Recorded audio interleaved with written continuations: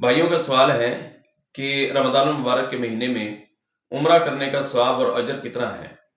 تو میرے بھائی، حدیث کے اندر باقاعدہ موجود ہے، اللہ کے نبی صلی اللہ علیہ وسلم نے ایک خاتون سے پوچھا کہ تم حج کرنے کے لیے کیوں نہیں گئی؟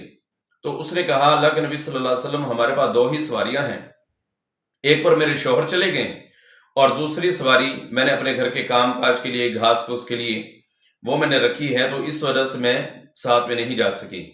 تو نبی کائنات علیہ الصلوۃ والسلام نے پھر اس خاتون سے کہا کہ فَإِذَا جَاءَ رَمَضَانُ فَاعْتَمِرِي فَإِنَّ عُمْرَةً تَعْدِلُ حَجَّةً مَعِيَّ۔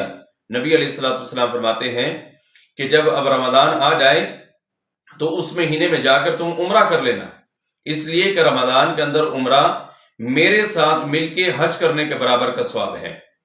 تو جن بھائیوں کا یہ سوال ہے کہ رمضان میں عمرہ کرنے کا ثواب کتنا ہے، تو بھائی، حج کے برابر انشاءاللہ اس کا ثواب اللہ رب العالمین عطا فرمائے گا۔